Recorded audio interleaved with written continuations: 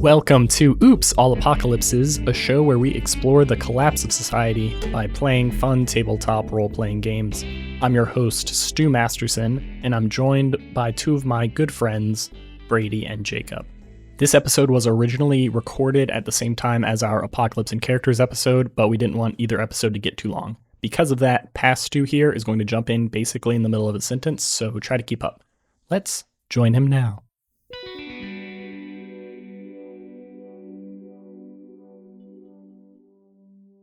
So the history questions are super cool. We were limited by having only a couple players in this game. It's even more exciting when there's more. And then also the particular playbooks we chose didn't have a lot of different questions. A lot of the playbooks, there are like multiple questions you can choose to ask, and you kind of go around in circles a few times. So ours was pretty quick, but to kind of flesh out this history more between all of y'all in the setting, we're actually going to play a game called Decuma, which is made by Kimmy Hughes for Golden Lasso Games, and it is a very cool game based on tarot cards. So there's a full tarot deck, basically, and on each card, there are particular questions that are very similar to the type of questions you would find in the history sections of Powered by the Apocalypse games. We're all playing remotely here, so we're going to have to do a kind of abridged version where I'm going to be drawing all the cards for everyone and reading them out, and you guys will be answering them. I have it set up already in the way they would be dealt if we were playing in person, and unfortunately you guys can't see the very cool art on all of these. Next time I see y'all in person, I'll show them to you. Man, when I got these for the first time, I brought them to the next 3 RPG sessions I was in, just be like, look at these. This is so cool, such a good idea, and they're so pretty. Okay, so we're going to do that to kind of flesh out the setting. There are a few things we got to do first before we read the cards to figure out our futures and past, mostly past. The overall setting. There's a few things that were called out, as we mentioned before, in the hard zone that are locations. I'm going to go read through all those. So we have some kind of reference points if there's anything that you want to know. Hey, we're kind of close to this. We're far from this. We've never heard of this thing. Those are kind of some kicking off points. But so my idea, and of course, like always, love feedback. I think you're going to start out in a small society that's been able to sustain itself through the classic collection of misfits that may not have very strong roles, maybe not have very permanent homes in their past, but you've been able to kind of survive together in this location. Definitely doesn't mean you like them all. A lot of people you don't like, a lot of people that are dangerous, but you're part of a pretty small society. I'm thinking few dozen, not much more than that. Okay. Maybe heading towards 100, but probably smaller. I think what would be narratively interesting is if you guys were not in, but very close to one of these large subterranean cities, like filled with skyscrapers, but just like falling apart, dilapidated, filled with dangers. That could be where Book scavenges. Yes, I think that would be a very good place for you to scavenge. What I was picturing in my head is kind of this outskirt town that is overlooking this massive, massive cave that is filled with this full city that is just overgrown, overrun, collapsing, rubble everywhere that you could explore for probably years before finding everything that's in this huge cavern that you can't even see the roof of. Can't even see those little stalactites holding on tight at the top. Just darkness. The very dumb name I came up for this little town that you guys are in is Hamlet Opening. Hamlet Opening? Yes, Hamlet Opening. I like it a lot. I kind of like it.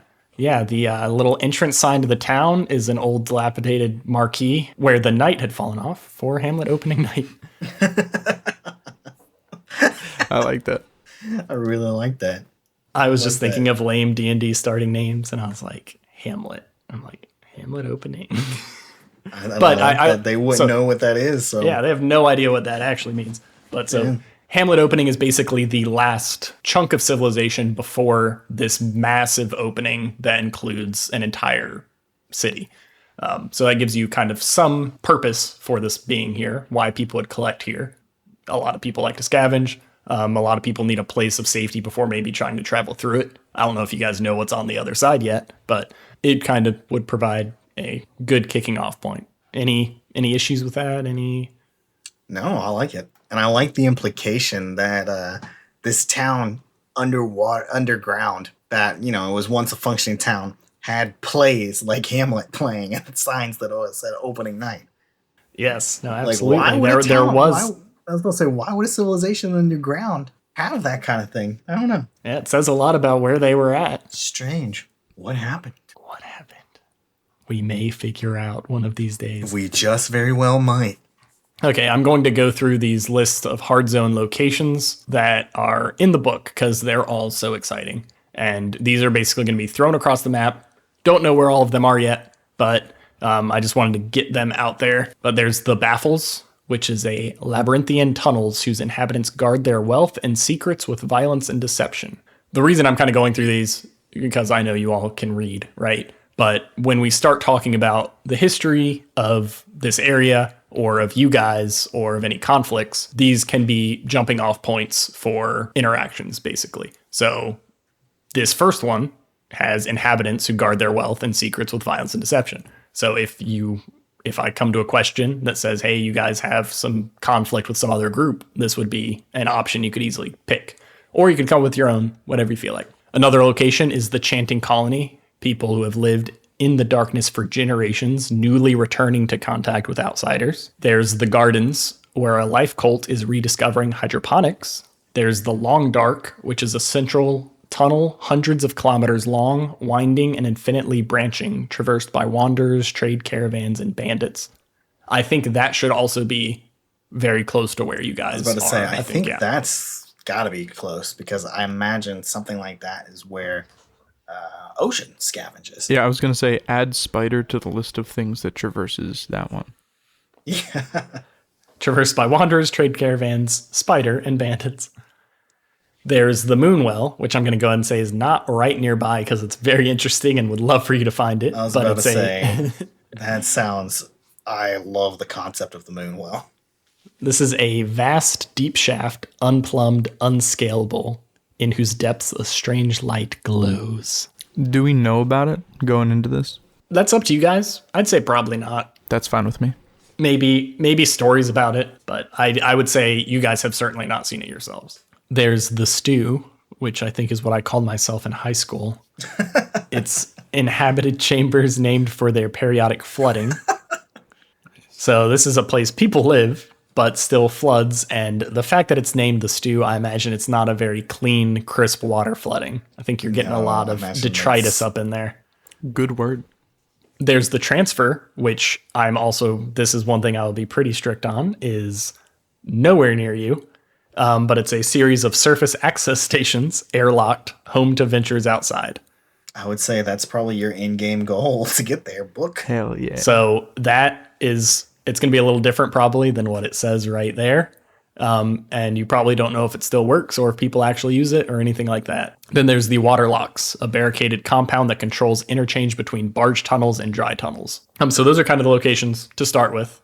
I think adding to that, so we have your guys' home base of Hamlet opening, and then you have this large city right nearby. Any names you guys want to come up with for this big subterranean urban area, or suburban as they may call it? Yeah, and our town overlooks it, is what you were saying, right? Yeah. So the precipice, because we're on the precipice of adventure, and we're on the precipice of the big city. But that would be, so wouldn't our town be called the Precipice then? I already came up with your town name, Brady. You can't change it now. Well, that's what I'm saying. Can we just call it Gotham City? Gotham Absolutely City. not. Okay, what about Subtropolis? It's pretty cool. Like Subtropolis. Is that an agreement? I kind of like it. I like it. It's dumb, but I like it. Subtropolis. Okay. So we got Hamlet opening on the edge of Subtropolis. You also have easy access to the Long Dark, the central hub that caravans would take to get to all these different kind of locations to share information about. That is just these huge, massive tunnels. The actual central tunnel of it is probably like hundreds of feet across. I think it sounds like a good, interesting starting spot. And all the other ones we can start filling in as we go along. Okay, from that little bit we're going to start playing Decuma. I'm excited. which is going to give us some more details about your guys' history, this location we're at, which in general, I'm going to say is kind of scoped to the stuff we just talked about, the area we talked about at least.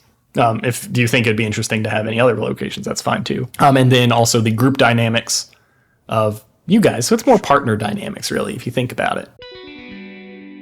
So now we're playing Decuma, which we're going to go back and forth between you two, answering questions about alternating either history or the location.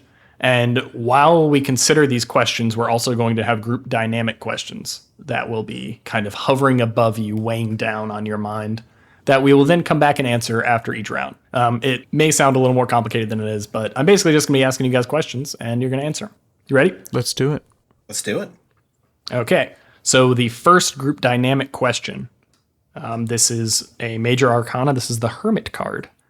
It is our group was given information that we acted on. What were we told and what happened?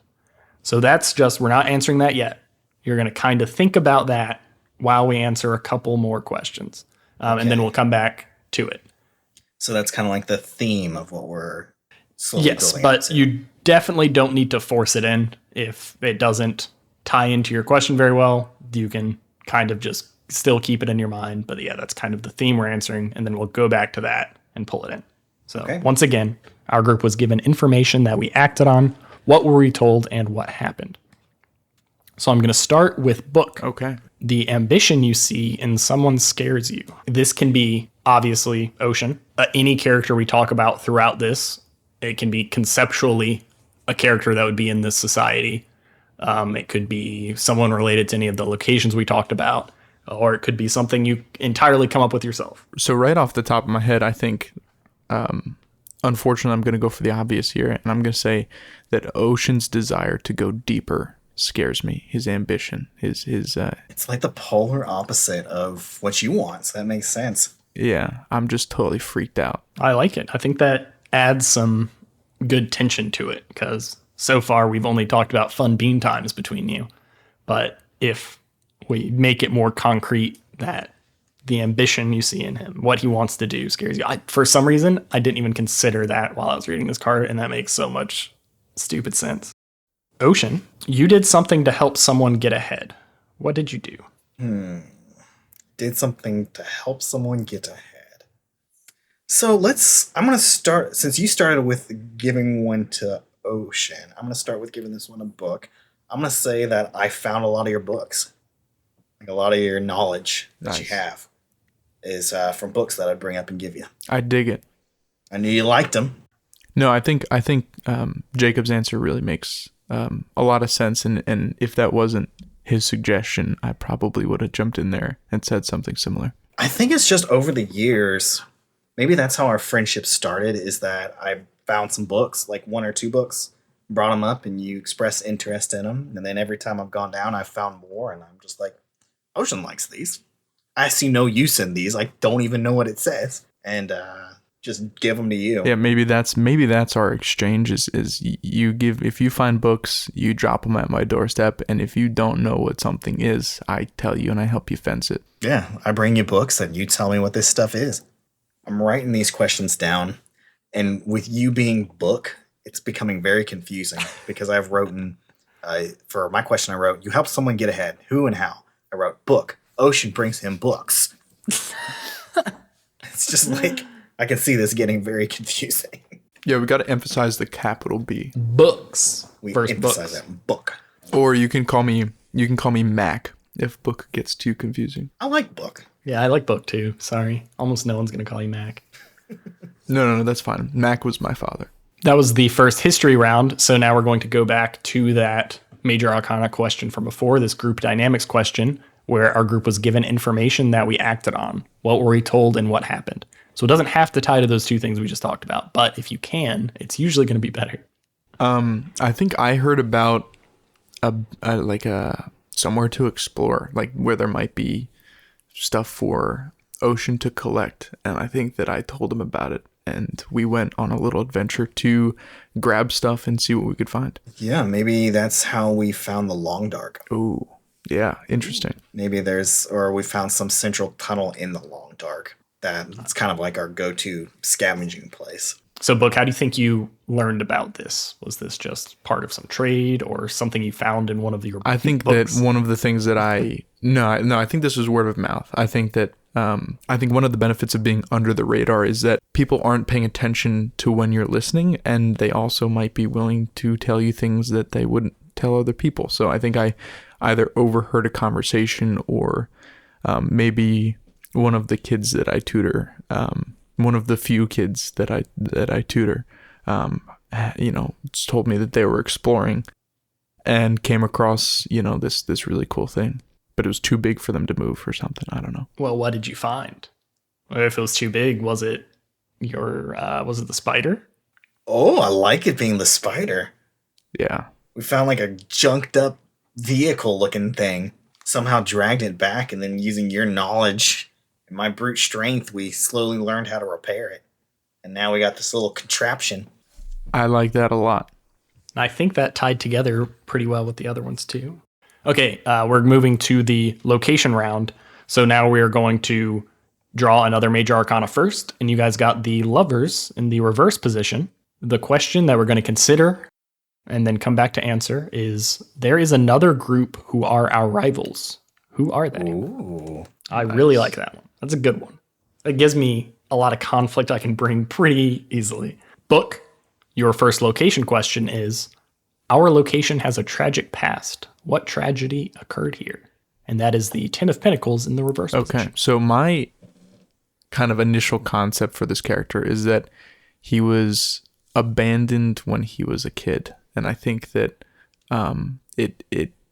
that is sort of the impetus behind all of his idiosyncrasies, the way that he behaves and the things that he believes. And I think that it all boils down to that his parents left him as a kid in search of the surface world because they also believed that it was fine. And that's sort of where he discovered that mystery. So I think for this location question, I'm going to say that the tragedy was him being abandoned by his parents. I think my little cave is where I grew up. Where you grew up alone or grew up with your parents? I think that's where I, it's where I found refuge, and I can't leave it because of sort of the emotional attachment that I have, So they were here. Yes. And left you here. That is a tragedy. Spoiler alert, Book got a lot of cards in the reverse position. So his are all going to be very sad. Okay, moving over to Ocean. Who controls the resources in our location, and are they honest? Ooh. Very good. This I'm gonna say is probably gonna be a new character. This is definitely a new character. And it's someone I'm gonna enjoy playing. Yes. So first of all, before I come up with it, who they are definitely not honest.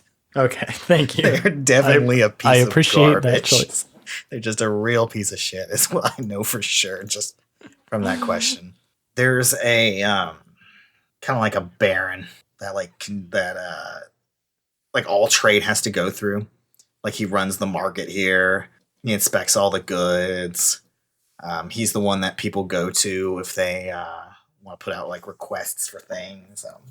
I think it would also make a lot of sense for him to have his little band of goons that control the market. Oh yeah, he's definitely got some like gang. Yeah, and So maybe he's like a mafioso that runs the markets here. That was maybe one of the first people in the to come across some of the like a valuable loot hoard, and has slowly accumulated so much wealth that he's the one that is kind of in charge of all the trade. Yeah, and maybe that's our rival group.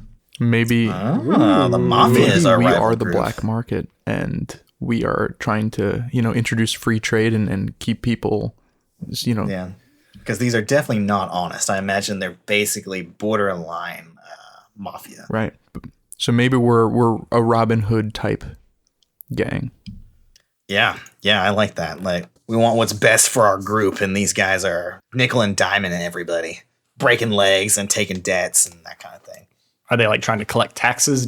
I guess my question is, are these people, they seem to be in charge, but is it like in an official capacity? Or I don't think it's an official capacity. I imagine it's they're just so necessary for the town that the people who are actually in charge are kind of like more puppets and have to do what this person says because he's the one lining their pockets, that kind of thing. I'm going to come back to that in a second. I want to ask kind of a side question. So Okay. wealth in this town, since we're talking about this person has accumulated wealth and power associated with it.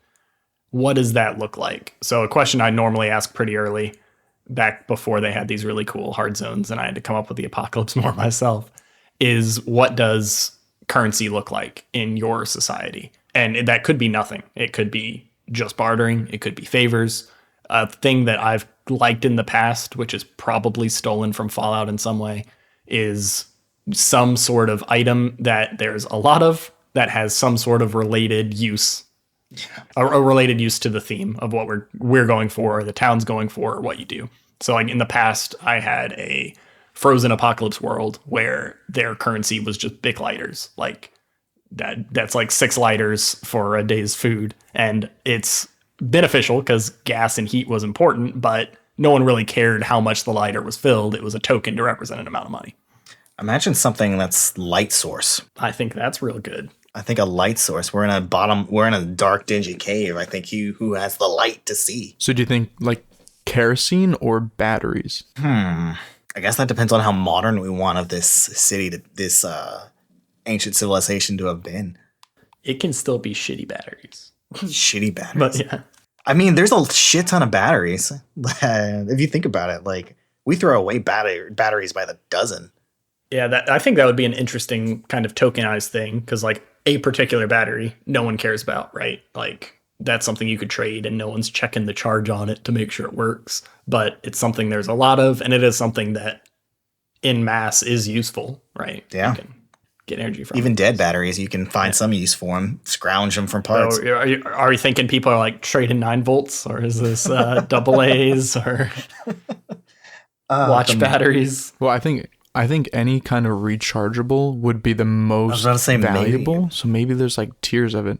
I think maybe depending on how much charge the battery has, like how much charge they can hold. It's like the little watch batteries are like pennies, and then the double A's are a little bit more valuable, and then the big 9 volts are more valuable than that. Duracells are like cream of the crop. If you get a mint condition Duracell, that's basically a bar of gold. Energizer for life. And then and then these rechargeable batteries, these lithium ion ones, that those are like super valuable because you can almost always have those charged up. So how does that tie back to this guy? So this guy's accumulated wealth.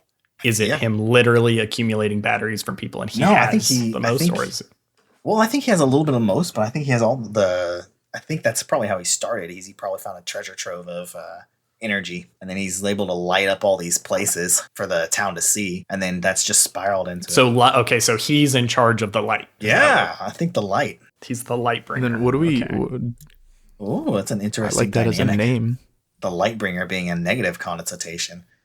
I also like that being sort of his moniker. Oh yeah, he like when he's talking about his importance, he's definitely going to be calling And himself. then the maybe Lightbringer. is there any chance he has like some people on bikes trying to generate electricity? Like he's just a really Oh my garbage God, person. Maybe that's a good way that idea. people make money. I was about to say maybe that's a way that he That's the way he could punish people. I know he said he could be- wasn't like the authority, but you can't pay. You have to do 90 hours on the bikes. I was say it's his shitty jobs.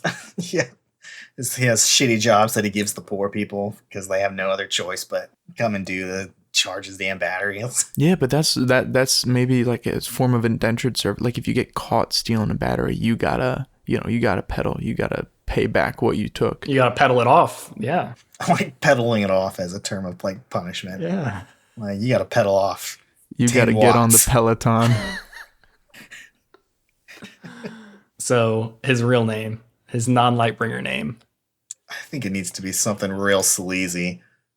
Yeah, it needs to be something real grungy. Hickory Fleek.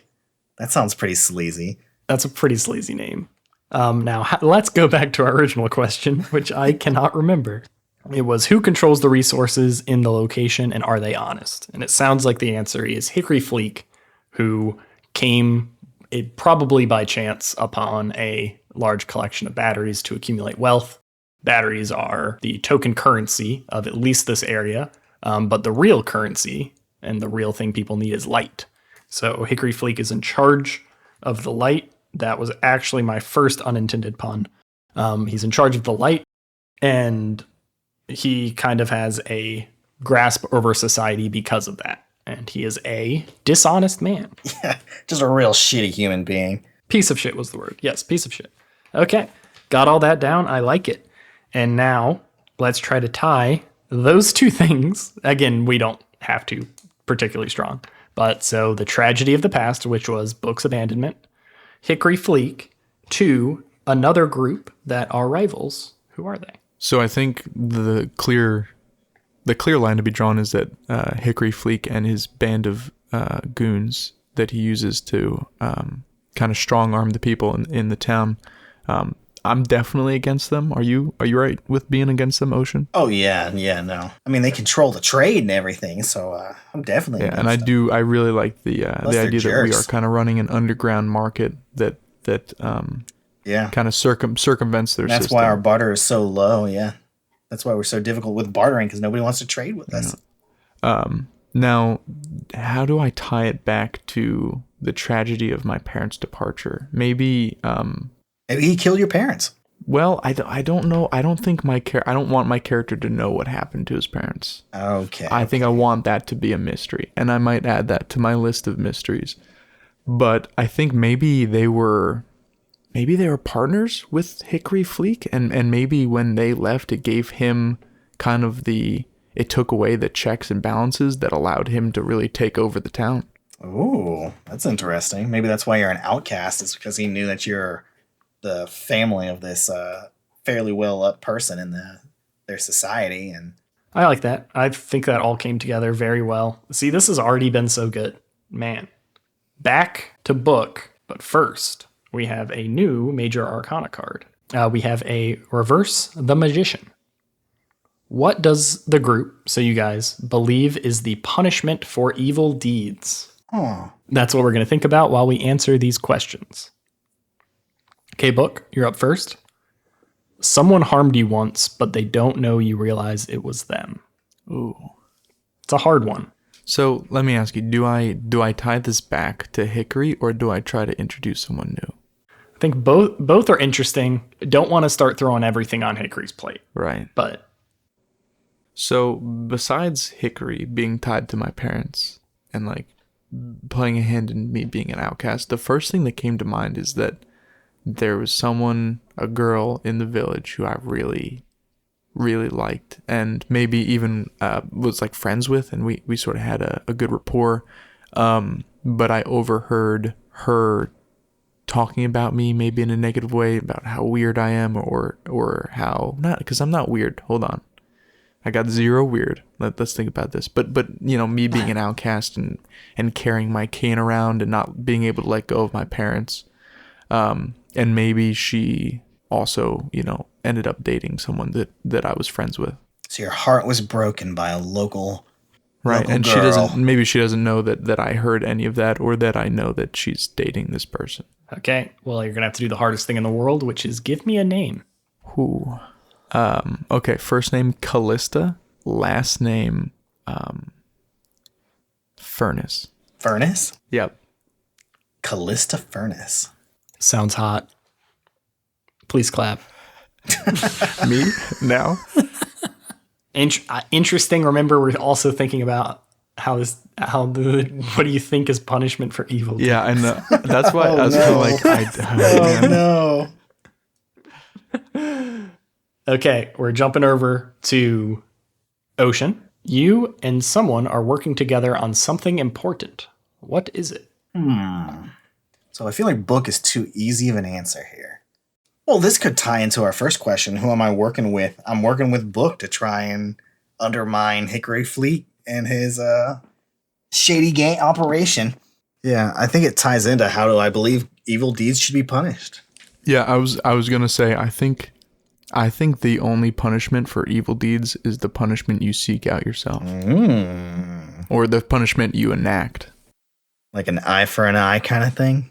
Or just, it's finding justice. I think the concept I'm driving at there is no sense of external justice. There is no karma. It's only the justice that you that you have to, the justice that you find, I'm talking about vigilante shit. I think it'd be interesting if at this point we have like a differing, should I call it, differing opinion on this. Because I think it'd be interesting if, because of your parents' background, you're a little bit more harsh with how you believe these things. Like, there is no justice. It's just us. We are the only ones. But maybe Ocean, because he's not very aggressive. He's very, like, weary and wide-eyed. And it's more like everyone deserves a fair chance. And there should be, like, a consensus from, like, those who are harmed on what the fair punishment would be. Okay, so you're looking for more of a lawful approach. Yeah. Okay, I like that a lot. I like that you guys have a differing opinion of this. But the question, I'm not saying this as a downside to that whole conversation. I think that was all good stuff. But the question itself is asking for, what is the punishment for evil deeds? Huh. So what do you guys think, especially if we're trying to wrap this up in Hickory? Like, what do you think should happen to Hickory? Should Hickory die? Should Hickory lose all of his wealth? Should Hickory be forced to also peddle on like things to keep the entire town done? I do like what do you think? some poetic justice, but I think the punishment should be, does it count to say like using their system against them or using their evil against them? Well, so in that case, both of you would kind of think punishment should be just, right? Like I think actually in that case I think we would agree, that it should be like stripped of his wealth and forced to live the way he's forced others to live. Ocean, just with the way he is, with how weary he is, I don't think he would want more death. I think he would want more. Well, then I preemptively apologize for what we're about to do. Oh. We're now reaching the final location round, and after that, it's the final reading, where we get 3 group dynamic questions all at once and try to fit them together a little bit. Oh, geez. Final location, we're going to start with book again. Our location had a valuable resource, but it is gone now. What was it, and why is it gone? Oh, I like this question a lot. I think the resource that we had was an alternate way to produce light. So I'm thinking maybe we were sitting on like a natural gas line or something. Or not a natural gas, but like naturally, like, maybe we were on a like bioluminescence. No, I'm thinking more like there was oil, like it used to be not a mining town, but I'm an oil man. What was that, Stu? I said I'm an oil man, and I think maybe we were able to mine and capture some of that oil, but our old friend Hickory decided that he wanted to produce some artificial scarcity, so he closed that off where he made it inaccessible so that he can raise prices on other stuff. Or maybe when we ran out of that, when we mined it and couldn't get any more, that's when Hickory's dominance came. Like previously he was just another businessman, but then we became over reliant on him once we ran out of it could the be main resource both. of the time. Where Or both. Ooh. Where Book thinks it was Hickory, and that's one of his fucking... Oh, it ties into it. It gives it a little hook. What's the truth? Yeah, but there's no hard proof of that. It just happened around the same time. He's saying, Hickory showed hey, up. there's no more of this, and you just have to trust me on that. Also, I forgot to do the Major Arcana card for this one. I was just about to ask, what is the main question for this? Yeah, I don't think it'll change that because I like that so much, but this is a good one. There is someone whom everyone in our group cares about. Who is that person?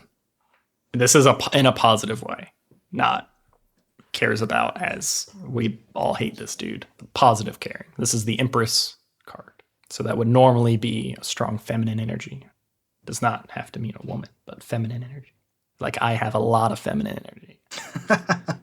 Your question, Ocean, is actually my favorite question, which is what kind of art is popular in our location and how do we get to enjoy it? That's interesting. It's a common thing people do is like paint up the sides of buildings and walls, like basically graffiti. Okay, graffiti. Yeah, Sorry. graffiti is what I'm kind of picturing. Graffiti, that's very interesting. So maybe that's something they saw in the old city and everyone was like, oh, that's cool. And now everyone does it. Everyone just does it, and it's fine. It's not an illegal activity. It's just, oh yeah, people used to paint They cities. used to paint interesting things on walls. Now there's a potentially impossible connection here of tying those two things to there's someone whom everyone in our group cares about. Who is that person? So, Graffiti artist. right. But what else? As far as, the resource that we had that we lost, maybe, the processes that we used to refine the oil that was near us also allowed us to produce some paints.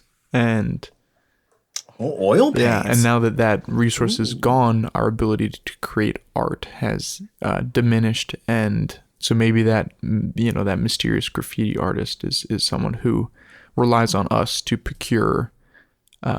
What if the mysterious graffiti artist is like a Banksy-esque figure who we don't actually truly know? Right, but we help maybe we help like them an procure anonymous stuff source. to make their art. And maybe they're like, hey, I'm looking for this kind of thing. Do you think you could find that? And we're like, hell yeah, maybe. And they post super like political messages all around the town, like Banksy and that kind of stuff.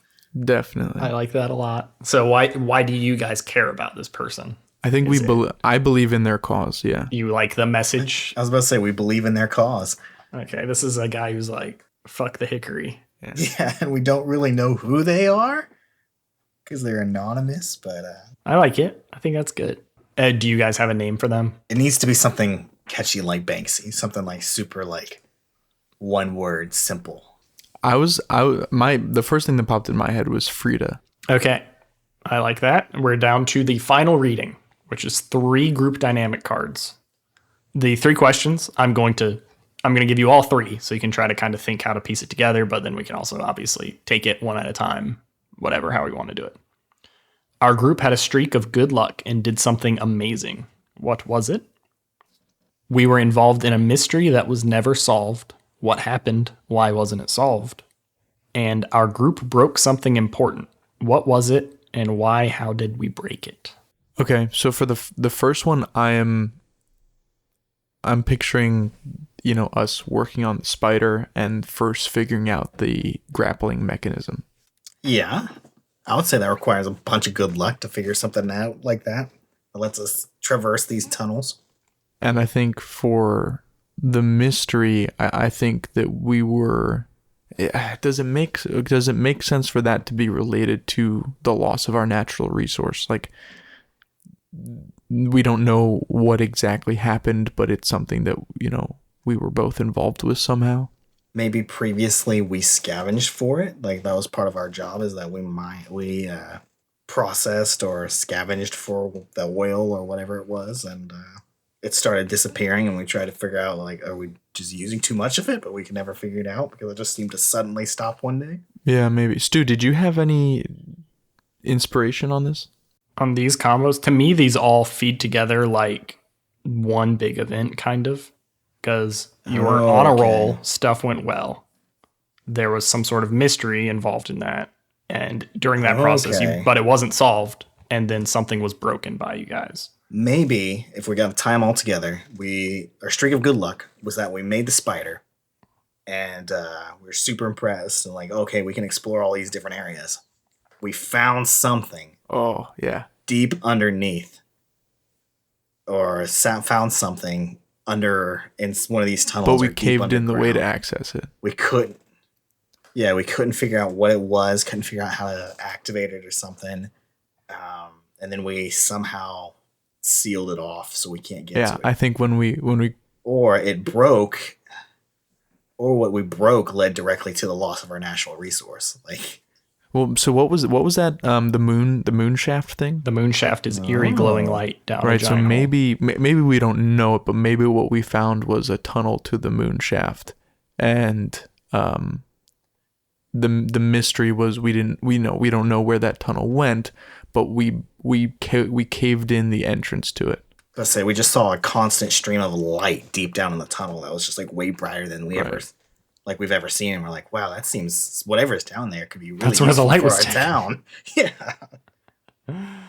Like whatever is causing that much bright light, it's useful. I like it. What you broke was the access to this area. Yeah. Okay, so you found this mysterious light. Maybe it was really hard to get to, and in the process of trying to get away from it, we like caved in the tunnel. So the mystery is whatever this mysterious light is. The streak of good luck is the fact that you're able to create your thing. That one seems a little weak to me, but it's not a big deal. They can't all be bangers, you know. Well, I think the good luck also includes like finding that mysterious tunnel. And I don't. Well, maybe you guys were trying to get to the bottom of what happened with whatever natural resource was providing light before.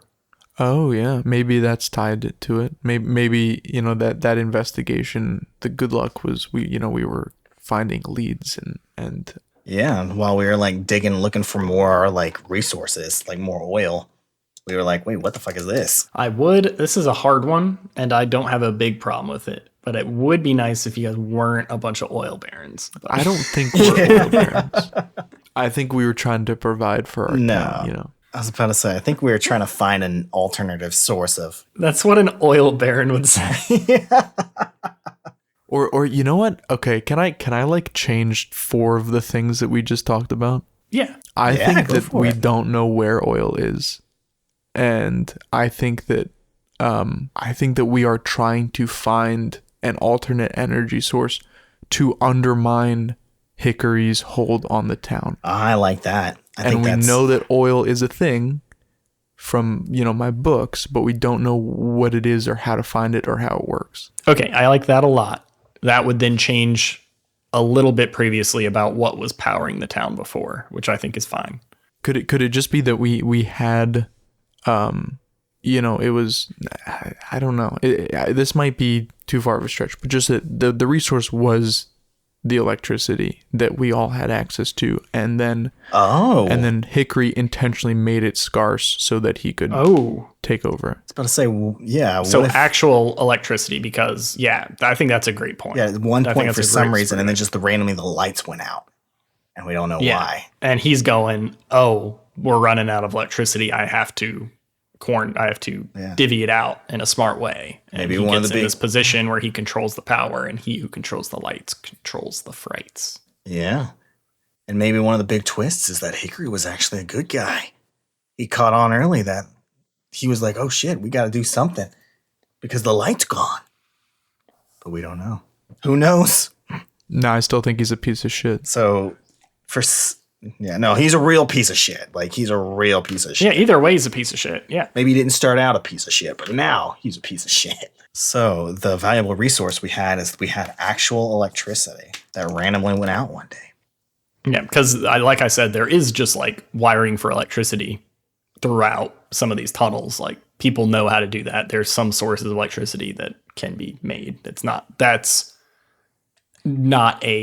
scarce, but that's not a normal, like, wow, there's lights type thing. So you guys probably had a society that was used to having electricity because it's a society, and now it's scarce. I think that's very interesting. Nice. Well, that's Decuma, and that gave us way more than we had before to go. I am so in love with the name Hamlet opening. I know, me too. I came up with it in a car.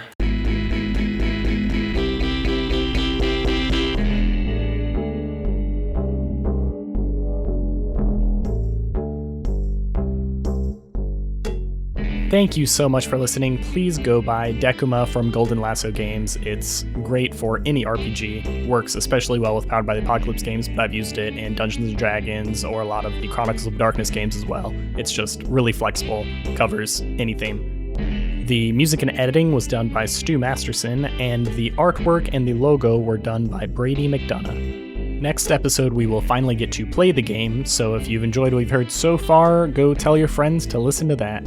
Thank you so much again. Love you. Bye.